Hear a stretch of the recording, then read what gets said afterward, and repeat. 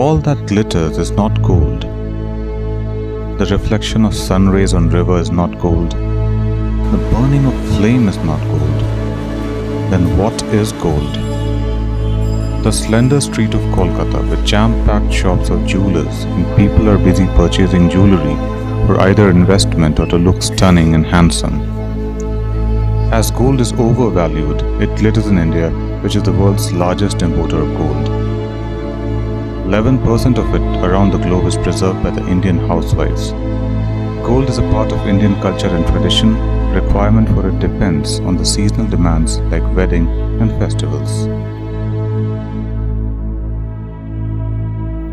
India, dwelled into the deepest layers, also reveals an aspect which hardly one can imagine. There are some people who can only think about beds on street and sheets covering their body. Behind the glitter of splendorous gold, behind the sheen and the glamour of the city and its nouveau riche, behind the urban sensorium of malls and traffic lights, neon signs and window display, there lies the struggle of one community as they earn their livelihood through a hard and enterprising process, turning dirt into gold. Being migrant laborers coming all the way from Agra, the Nehariyawalas have found a foothold in the city of Kolkata, even though it may be in slums. An obscure community who did not get recognition for their work to convert dirt into gold bars.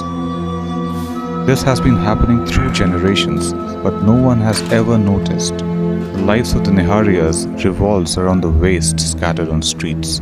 It might be waste for us, but for them, it is the raw material.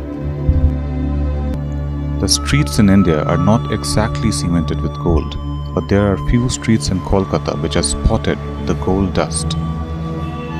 When the entire Kolkata is busy sleeping after an exhausting day of work, the determination of the Nehariyawalas is seen on the streets at the nightfall. It is unlikely that somebody in random could be lined for washing off the streets, because a kind of de facto contractorship is the basis for such practice. However, it is an ironical truth that the laborers are forced to pay the goldsmiths for the grotty work they have to do.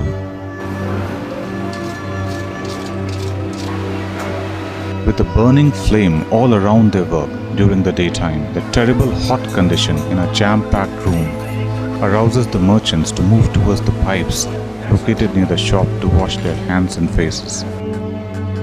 Sometimes they even bathe and wash their clothes over there, due to which flecks of gold fall from their hair and clothes to be scooped up by the Nehariyawalas. The days are not always the same. Like a roller coaster ride, there are ups and there are downs in the life of Nehariyawalas. Sometimes they see a small speck of light in the waste and sometimes they don't. The expectation from the waste can't be measured before undergoing a very extensive and expensive process. It is very strenuous work and requires a lot of energy. हम लोग का ये नेहरा वाला जो लेता है तो लोग का यही अब रोजी रोटी है, वही काम करके सब धुलाई वुलाई करके संसार पालता है। तो नेहरा वाला दो तरफ होता है, एक तो जो कारीगर के घर से डायरेक्ट लेता है नेहरा धुला मैला लेता है वो अलग से होता है, और एक तरफ होता है जो और नीचे में काम करता है, धुला रास्ता का धुला कचरा निकालता है, ड्रेन से कचरा निकालता है, वो लोग भी काम करता है ऐसे। लेकिन वो कारीगर घर से जो लेता है वो ज़्यादा कमाई करता है, वो सब धुला वुला में ज़्यादा डायरेक्ट ले लेता है, वो लोग ज़्यादा कमाता है, कम खटनी से ज़्यादा कमाई होता है। ये सब जो छोटा मोटा जो काम करता है, ट्रेन में मैला उठाता है, ये करता है, ये लोग का खटनी ज़्यादा होता है लेकिन इनकम कम होता है। The collected precious dirt is firstly dried, and then the sifting takes place while rubbing it well on the strainer.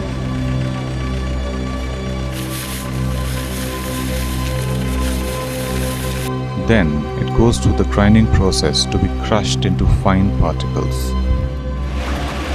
ये जो है माल जो है ना सूख कर चक्की में आएगा, पिसाई होगा, पिसाई वाला बाद जाएगा धोने के लिए।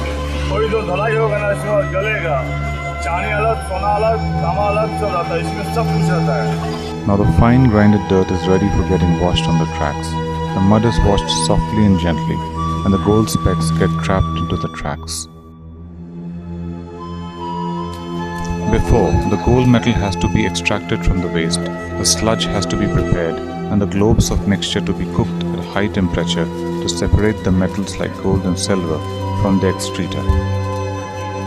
इसमें अगर आप एक बारी मान लाइएगा तो उसको कर करके लास्ट टाइम एक छोटा गमला से ठोस करके उसको कम करके फिर भट्टी में उसको डाला है।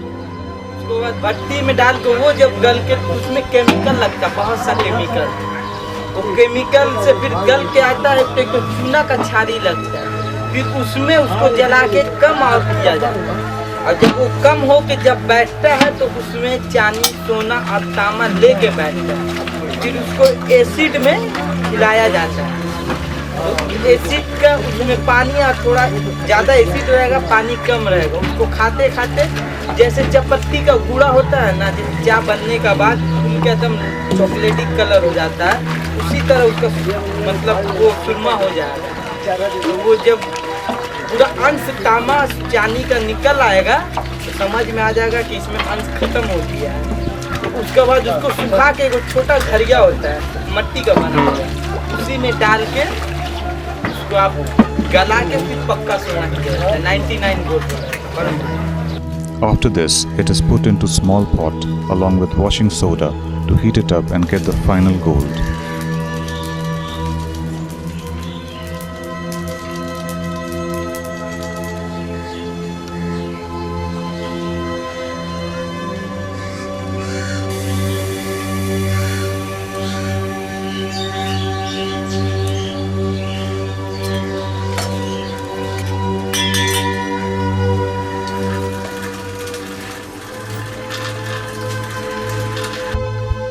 There are countless problems which they face while undergoing the procedure of extracting gold from dirt. Poor working conditions may affect their long-term health. During this, a lot of harmful gas is released, which might endanger the lives of Nehariyas in many ways. There is a community called Nehariya community, which is extracting gold from all dirt which is present around. And in the process, they use chemicals, especially acids, and they actually burn these acids along with the gold mixed dirt, and they try to extract gold from it. Now the problem with that is, in the process of burning these acids, lot of toxic chemicals, especially acids, are released in form of vapor, which they inhale. And as they inhale, there is lot of reaction which is taking place in the lungs, and there is reactive lung injury in the form of adult respiratory distress syndrome. But even after so many side effects, they still do this job.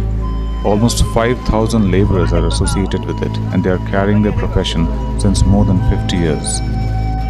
Still, the living condition of the Neharawalas are same like their previous generation, and it continues. The expression of real suffering is seen in their hard effort. Adverse condition at work couldn't dampen their spirits. Still, they work with great enthusiasm. What are their future prospects in the business?